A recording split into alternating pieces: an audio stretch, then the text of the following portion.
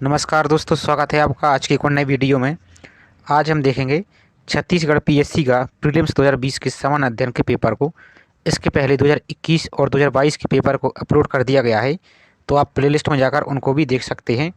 साथ ही UP PSC, MP PSC और BPSC के कुछ पेपरों को अपलोड कर दिया है, तो प्लेलिस्ट में जाकर आप उनको भी अच्छी तरह से देख सकते हैं और आप अपना रिविज़न कर सकते हैं। तो चलिए स्टार्ट करते हैं आज के वीडियो को। और इस सीरीज आपकी छत्तीसगढ़ पीएससी प्रीलिम्स की चलने के बाद आपको यूपी पीएससी की प्रीवियस पेपर को कवर कराया जाएगा। तो आप चैनल पर आप पहली बार आए हो तो चैनल को सब्सक्राइब कर लीजिए और बेल आइकन पर क्लिक कर लीजिए ताकि आपको टाइम पर नोटिफिकेशन मिलता रहे। तो चलिए देखते हैं। इसमें जीएस के क्वेश्चन को कवर कराया जाएगा और जो छत्तीसगढ़ स्पेशल है उनको आप छोड़ सकते हैं। सब जीएस के पेपर को आप तैयार करते जाइए। तो क्वेश्चन नंबर 1 से देखते हैं। निम्नलिखित कथनों पर विचार कीजिए तथा सही विकल्प को चुनिए। इस कूट में से आपको बताना है, तो देख लेते हैं। जुलाई 1952 में जीबी कृपलानी ने किसान मजदूर प्रजा पार्टी का गठन किया। दूसरा विकल्प है पीसी घोष एवं टी प्रकाशम किसान मजदूर पार्टी से जुड़े हुए थे। तो इसमें से आंसर बताना है, तो आंसर होगा बी। देख लेते हैं, एक गलत है किंतु दूसरा सही है, तो दूसरा ए आंसर होगा बी। और स्टेटमेंट दूसरा सही है, पहला गलत है। नेक्स्ट देखिए।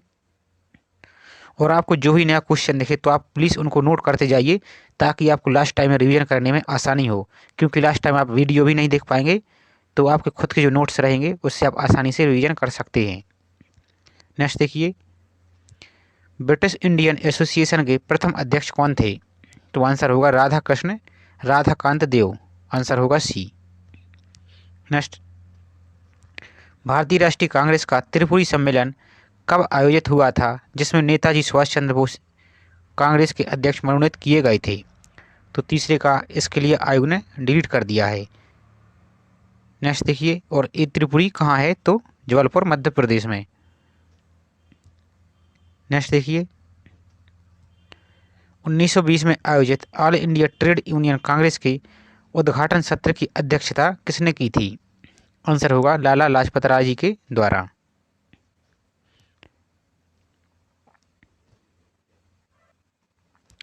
मगध साम्राज्य की राजधानी पाटलिपुत्र के बारे में निम्नलिखित में से कौन सा कथन सत्य है? तो इनमें से आपको बताना है, तो देख लेते हैं। जूम आउट करके आप देख सकते हैं इसको। तो 5 का आंसर होगा बी। देख लेते हैं। पाटलिपुत्र उत्तर में गंगा नदी से एवं पश्चिम में सोन नदी से घिरा हुआ है। यानी पाटलिपुत्र, यानी ये हुआ आपके इंडिया का मैप और ये हुआ आपके इस टाइप से आपके बिहार का मैप।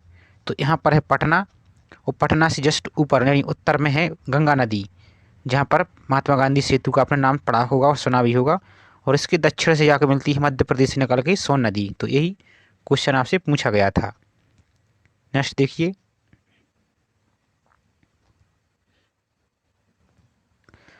प्रसिद्ध चित्रकार नंदलाल बोस किस वर्ष कला भवन यानी शांति निकेतन के प्रिंसिपल बने थे? तो आंसर होगा 1922 में। लोकसभा एवं विधानसभा में सीटों के आरक्षण से संबंधित निम्नलिखित कथनों को पढ़िए तथा सही विकल्प का चुनाव कीजिए।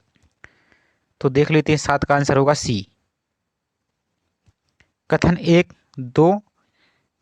एवं दो गलत हैं, लेकिन कथन एक एवं तीसरा गलत है और दूसरा सही है। आप इसको एक बार अच्छे से देखिए। तो पहला और तीसरा गलत है और दूसरा सही है। तो देख लेते हैं। पहला और तीसरा गलत है, दूसरा सही है। तो देखते हैं।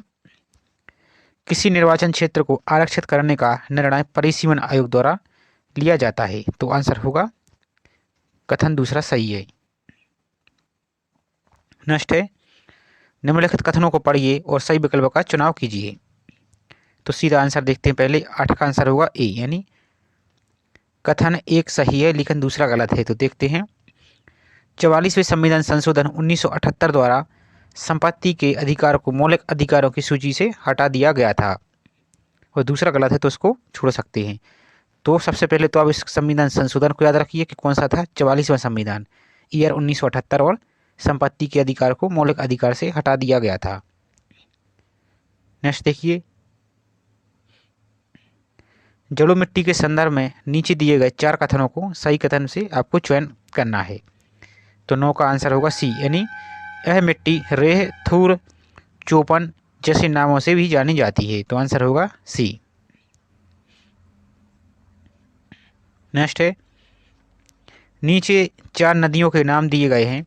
लंबाई के दृष्टिकोण से इन नदियों का घटता हुआ क्रम, यानी सबसे लंबी से आरंभ कर सबसे छोटी तक क्या होगा, इस टाइप से आपको जमाना है। तो 10 का आंसर होगा डी। देख लेते हैं। तो सबसे पहले गोदावरी, फिर कृष्णा, उसके बाद नर्मदा और महानदी। तो आंसर होगा डी। नेक्स्ट देखिए, जर्मन सिल्वर में सिल्वर का कितना प्रतिशत पाया जाता है। तो 11 का आंसर होगा डी, इनमें से कोई नहीं, यानी सिर्फ इसका नाम जर्मन सिल्वर है, जबकि इसमें चांदी बिल्कुल नहीं पाई जाती। और ये मोस्ट इंपॉर्टेंट क्वेश्चन है, बीपीएससी में तो 2 से 3 बार पूछा गया है और अन्य परीक्षा में क्वेश्चन पूछा जाता है, तो आप कन्फ्यूज मत होइए। आंसर होगा डी, यानी जर्मन सिल्वर में जर्मन नहीं पाया जाता, सिर्फ इसका नाम जर्मन सिल्वर है। नेक्स्ट देखिए, ध्वनि तरंगों से संबंधित निम्नलिखित कथनों में से कौन सा कथन सही है। तो 12 का आंसर होगा सी। देख लेते हैं, यानी केवल कथन एक सही है। तो जब हम ठोस से गैसीय अवस्था में जाते हैं तो ध्वनि की गति कम हो जाती है। आंसर होगा केवल कथन एक सही है। और ध्वनि तरंगें कैसी होती हैं, तो अनुदैर्घ्य तरंगें होती हैं, और अनुदैर्घ्य तरंगों के लिए माध्यम की आवश्यकता होती है, जबकि अनुप्रस्थ तरंग के लिए माध्यम की आवश्यकता नहीं होती। नेक्स्ट है, पौधों की वृद्धि के संबंध में निम्नलिखित में से कौन मैक्रोन्यूट्रिएंट हैं। तो 13 का आंसर होगा ए, यानी पोटेशियम।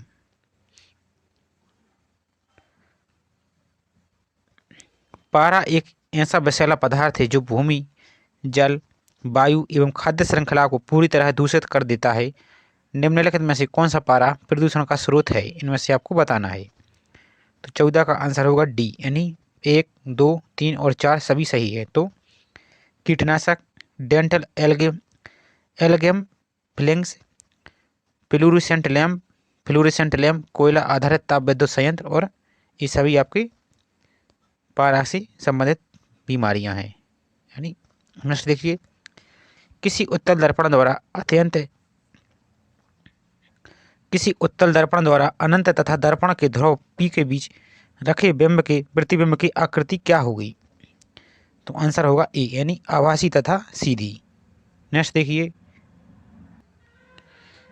नेक्स्ट है, प्रकाश संश्लेषण की प्रक्रिया में एटीपी के कितने अणु ग्लूकोज के प्रत्येक अणु के संश्लेषण में शामिल होते हैं। ये मोस्ट इंपॉर्टेंट क्वेश्चन है, पूछा जाता है। तो 16 का आंसर होगा बी, यानी 18 अणु एटीपी। और एटीपी का कभी कभी फुल फॉर्म भी पूछा जाता है, तो क्या है, एडिनोसिन ट्राइफॉस्फेट। आप इन सभी को याद रखिए। नेक्स्ट देखिए,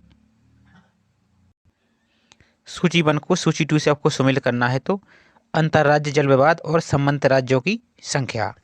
तो 17 का आंसर देख लेते हैं पहले। आंसर होगा ए, यानी महानदी जल विवाद न्यायाधिकरण, राज्यों की संख्या 3, गोदावरी जल विवाद न्यायाधिकरण, राज्यों की संख्या 5, नर्मदा जल विवाद न्यायाधिकरण, राज्यों की संख्या 4, महानदी जल विवाद न्यायाधिकरण, राज्यों की संख्या 2। इस प्रकार आंसर होगा 1।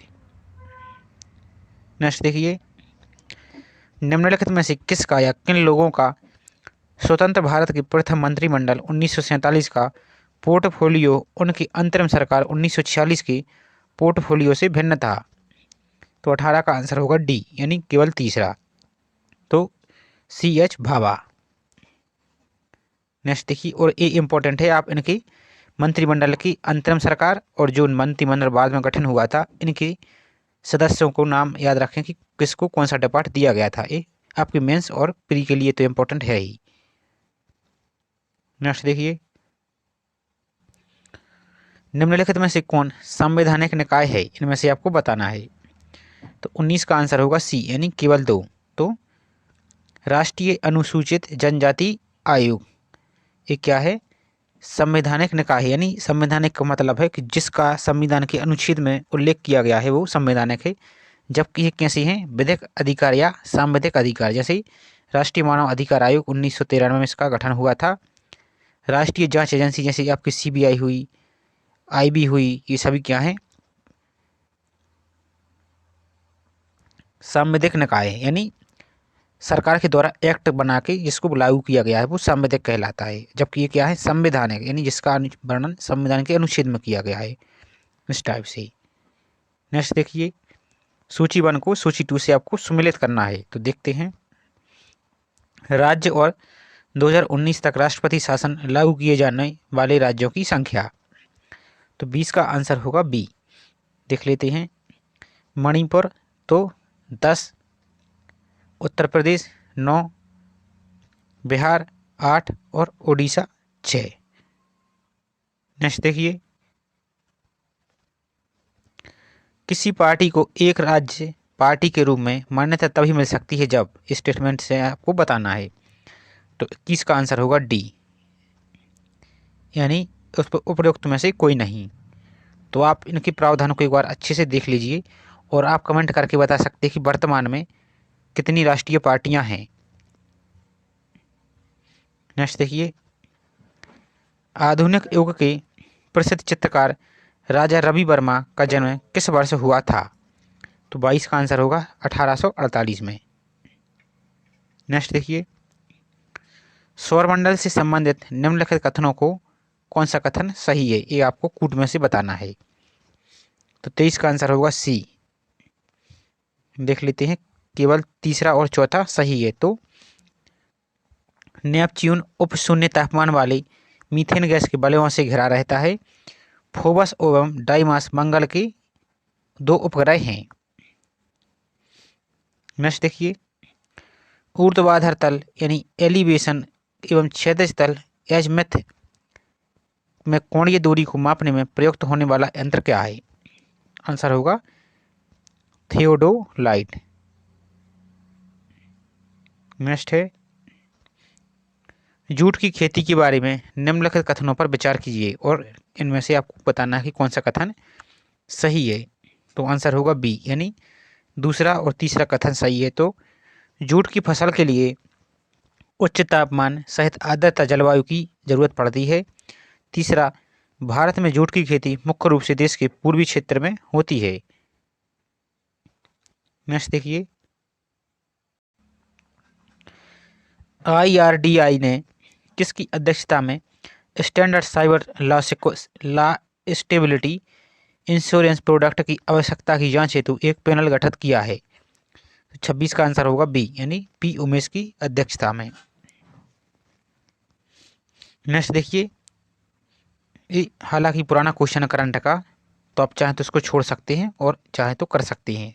तो देख लेते हैं एक बार, भारतीय नौसेना का कौन सा जहाज मिशन सागर 3 के तहत दिसंबर 2020 में मध्य वियतनाम के बाढ़ प्रभावित लोगों के लिए 15 टन मानवीय सहायता और आपदा राहत सामग्री के साथ ही ची मैन सिटी के नारोंग बंदरगाह पहुंचा था? तो 27 का आंसर होगा सी, यानी INS किल्टन। ये इम्पोर्टेंट है और इसी से संबंधित जो ऑपरेशन भारत सरकार के द्वारा चलाए गए हैं उनको भी आप याद रखिए। नेक्स्ट देखिए, जैसे सूडान में अभी भूकंप आया था या सुनामी आई थी, उससे संबंधित कौन सा INS पहुंचाया गया था? तो आप उनको भी इस टाइप से याद रखें। नेक्स्ट देखिए, UNDP द्वारा भारतीयों को SDG special humanitarian action award प्रदान किया गया है। तो यानी किसको दिया गया है? 28 का आंसर होगा डी, यानी सोनू सूद को। ये भी उस टाइम का पुराना क्वेश्चन है। नेक्स्ट देखिए, किस क्रिकेट खिलाड़ी को ICC men's test player of the decade घोषित किया गया है? 29 का आंसर होगा सी, स्टीव स्मिथ को।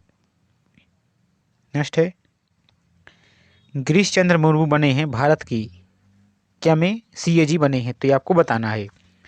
तो 30 का आंसर होगा सी, यानी 14वें नियंत्रक एवं महालेखा परीक्षक यानी CAG बने हैं। और CAG का प्रावधान कितने में है? तो अनुच्छेद 148 में। और CAG के कार्य कितने में है? तो अनुच्छेद 149 में। ये सभी क्वेश्चन आपके पेपर में पूछे गए हैं।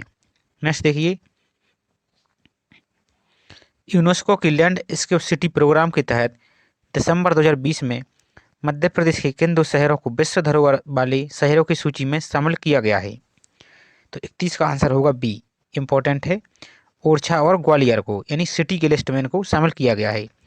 और 2020 में ही यूनेस्को के द्वारा पन्ना नेशनल पार्क को 2020 में पन्ना नेशनल पार्क को मैन एंड बायोस्फीयर रिजर्व में शामिल किया गया है यूनेस्को के द्वारा, तो आप इसको भी याद रखें।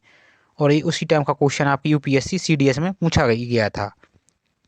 नेक्स्ट देखिए, अनीता आनंद को किस पुस्तक के लिए PEN Hessell Tiltman prize for history 2020 प्रदान किया गया है? तो 32 का आंसर होगा बी, यानी द पेशेंट असेसन के लिए। नेक्स्ट देखिए,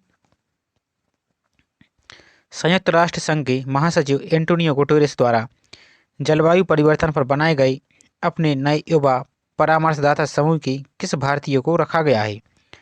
तो 33 का आंसर होगा सी, अर्चना सोरेन को। नेक्स्ट देखिए, विश्व अर्थशास्त्रीय मंच के वैश्विक लिंग अंतर सूचकांक 2020 में भारत का कौन सा स्थान है? अब 2022 और 2023 का याद रखिए। तो 34 का आंसर होगा डी 112 पर। ये 2020 का है, अब 22 और 23 का याद रखें। नेक्स्ट है,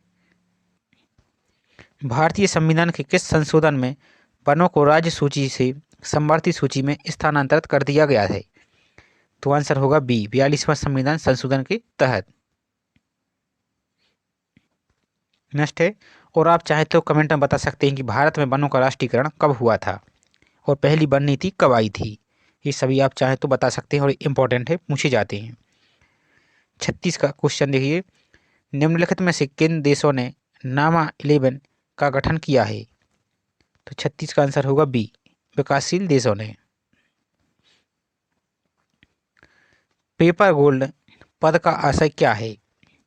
37 का आंसर होगा ए, यानी अंतर्राष्ट्रीय मुद्रा कोष IMF का विशेष आहरण अधिकार यानी SDR, उसको पेपर गोल्ड कहते हैं।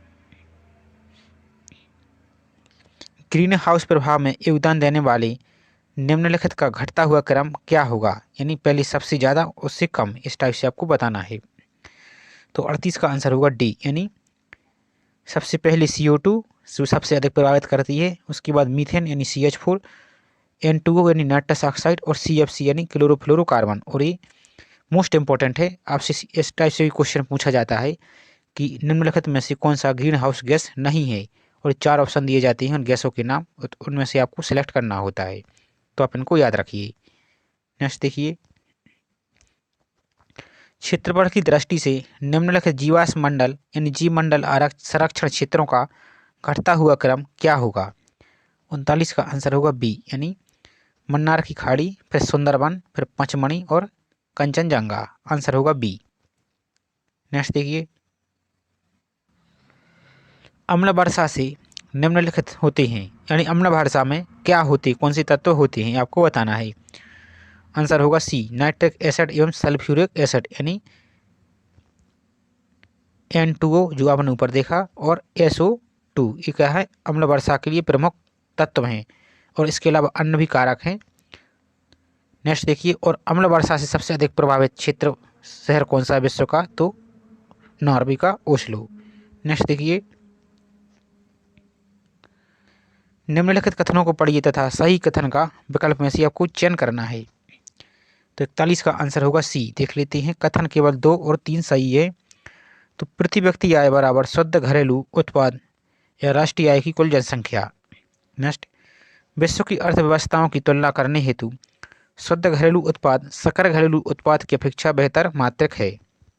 तो आंसर होगा सी। नेक्स्ट देखिए, कैबिनेट समितियों से संबंधित निम्नलिखित कथनों को पढ़िए तथा उसको सही विकल्प से आपको चुनाव करना है। तो देख लेते हैं, 42 का आंसर होगा डी। ऑप्शन देखते हैं अब क्या क्या है। तो कथन 1 को 2 सही है, लेकिन कथन तीसरा और चौथा गलत है, तो सही वाले को देख लेते हैं। संविधान में कैबिनेट समितियों का उल्लेख नहीं है, और दूसरा, कैबिनेट समितियां प्रधानमंत्री द्वारा समय की जरूरत एवं परिस्थितियों की आवश्यकता को ध्यान में रखते हुए गठित की जाती हैं। तो ये दोनों स्टेटमेंट सही हैं। नेक्स्ट देखिए,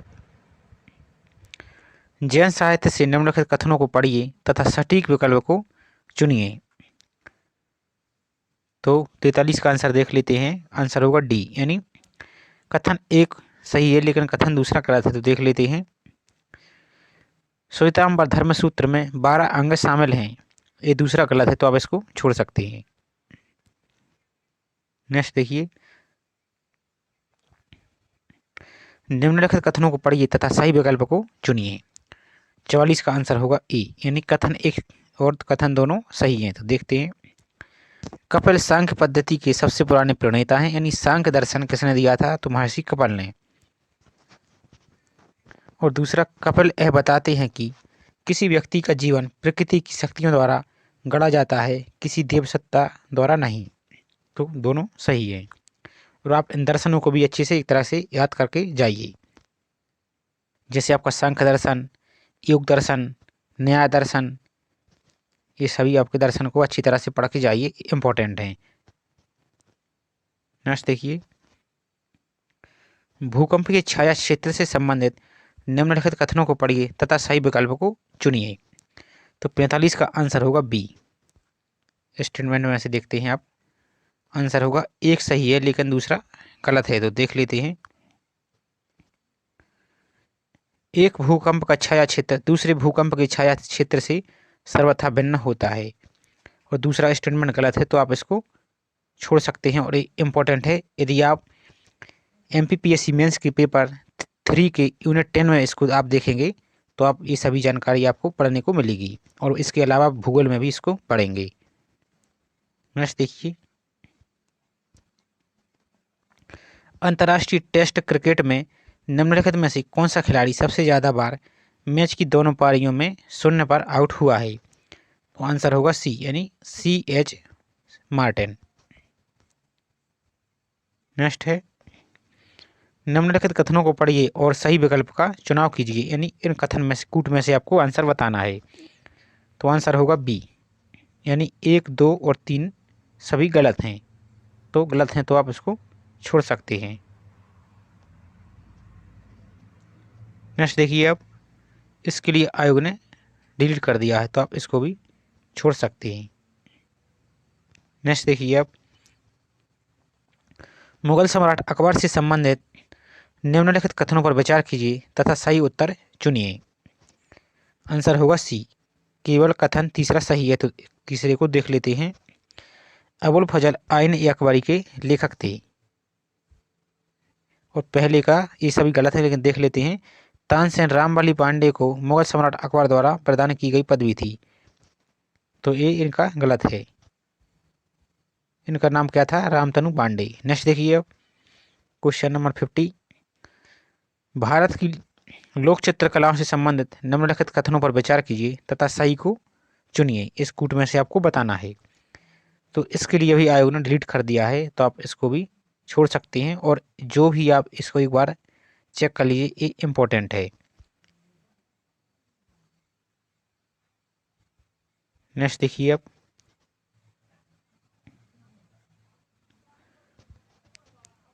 क्रुसपाल शिलालेख से किस राजा के बारे में जानकारी प्राप्त होती है?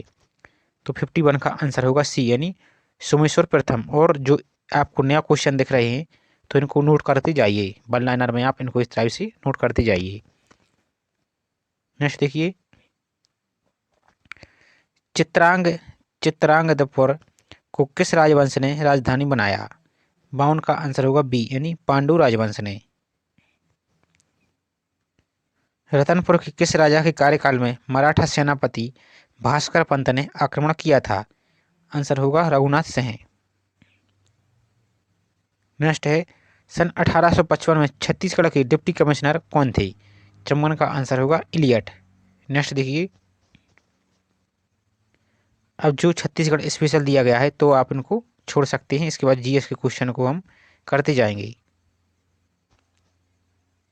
नेक्स्ट देखिए, जो कि छत्तीसगढ़ से भी संबंधित है और आपके MP से भी ये संबंधित है। तो देख लेते हैं, खम्ब स्वांग किस जनजाति के द्वारा किया जाता है?